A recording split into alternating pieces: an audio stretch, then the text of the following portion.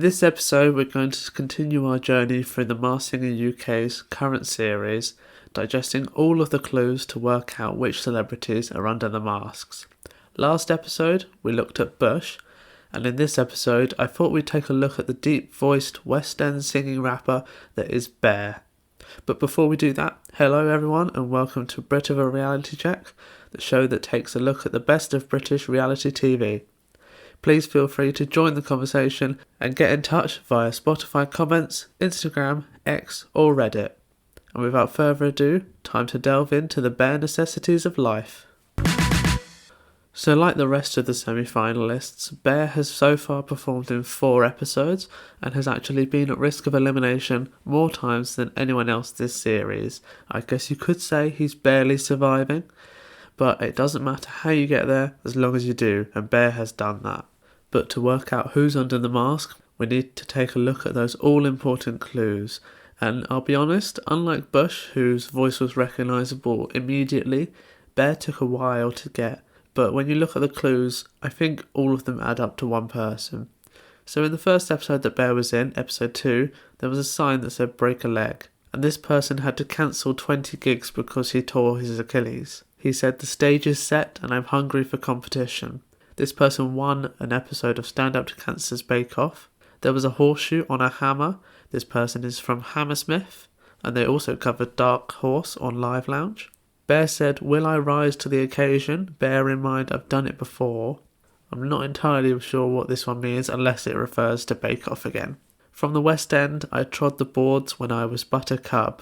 As I said, this person is from Hammersmith, which is in West London. They stood between 2 globes, and their acting debut was in Between Two Worlds. Bear said, there's a real art to the Masked Singer business, and this person studied media arts, is a musical artist, and has also sold some of their own paintings. Bear then sat down next to a wall, and on that wall there was a poster of Goldilocks that said Wanted above it, and this person wrote a song for the Wanted, Chasing the Sun. There was a director's chair, and this person directed a documentary about Chernobyl. There was coffee, which I'm not sure about. And then Bear sung his first song, Pick a Pocket or Two, from Oliver, and had a very deep theatrical voice, so everyone thought it was a theatre actor associated with Shakespeare, or someone in the world of comedy, because they were definitely throwing their voice. Bear's height was about 6 foot, 6'1"-ish. His after-performance clue was, I'm walking the stage and displaying my toil, but I'm also at home amongst flowers and soil. And to be honest, I don't know what this means, but the person that has fitted all of the clues I've mentioned is a British musician, singer, songwriter, producer and rapper, Elliot Gleaves, better known as Example. Mo and Maya even commented that they think it's now Example on the last episode, so let's dive into the rest of the clues that fit why it's Example. Episode 3 had some really concrete clues, beginning with the most obvious clue that leads to Example, and he said, what a way to kickstart the competition, and Example's most famous song is Kickstart. He said the audience demands an encore, that could be because of concerts and festivals. There was a framed photo of Cliff Richard. Example had a platinum album called Playing in the Shadows, and the shadows associated with Cliff Richard. There was a Crystal's Happy Pet Shop Supplies. An Example has a song called First Date with the Pet Shop Boys. Bear said, one doesn't mind getting a bit muddy, and this is obviously linking to Bear's Glastonbury performances. There was a saw and DIY and chopping sort of scene, and this could be because he has an album called What We Made. He then also had a broom and a sweep, and I'm not sure what this means exactly. But then he performed Miami by Will Smith, and we were introduced to a very different side of Bear, the rapping side. And after that performance, Bear gave us 2 clues, one of which was true and one of which wasn't true. The first was rock climbing has done a real number on me, made it to the top, but it certainly left a mark. Could this be because he's reached number 1 in the charts with albums and singles? The second clue was just got here and judging by the accommodation, I'll have a great time. Hope I've remembered my factor 50. Could this be the truth because Example lives in Australia? Bear then found himself in the bottom 2 against Toad in the Hole, and they gave us a clue, one fitted Bear and one fitted Toad in the Hole.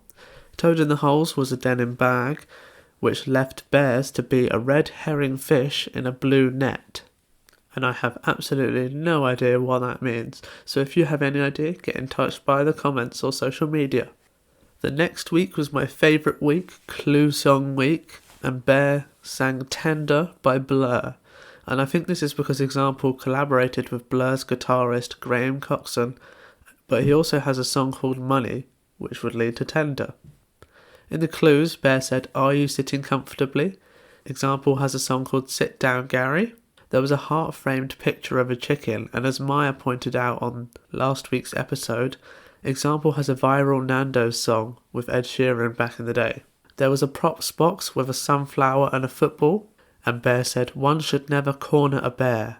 Example featured on an album called All Four Corners. There was a crown. Could this be because he graduated from Royal Holloway? But then he said, "Do you think this bear is Craven?"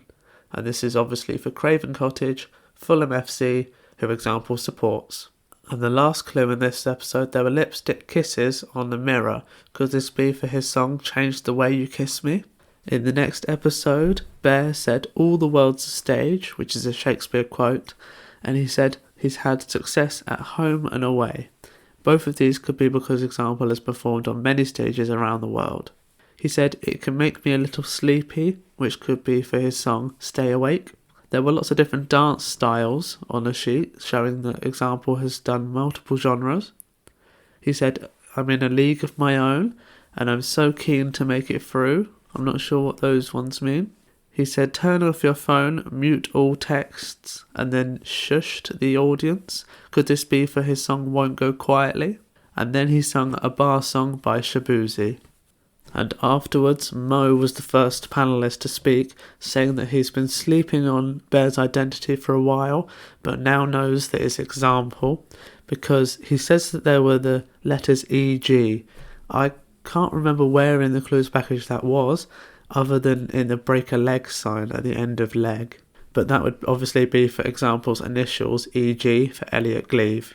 We then had the clue-nection round, where we were given 3 words, which would lead to 1 word, which would lead to an identity, and we were given classic, bumper, and police, which the panel worked out could lead to car.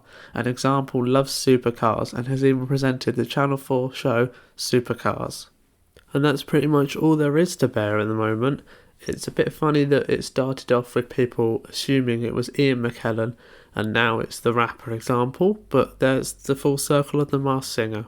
Clues to look out for in the next episode: if he says bangers and ballads, if he mentions Capital FM, The Answer, Whiskey Story, if there's a mention of a son, a Brit Award nomination, Cottage, One More Day, or if he says 10 million people. Any of those add to the theory that it's Example. And that's pretty much it for this shorter episode of Brit of a Reality Check. As I mentioned earlier, please let me know your thoughts and theories via Spotify, Instagram, X or Reddit. And other than that, thank you for listening and see you next time on Brit of a Reality Check.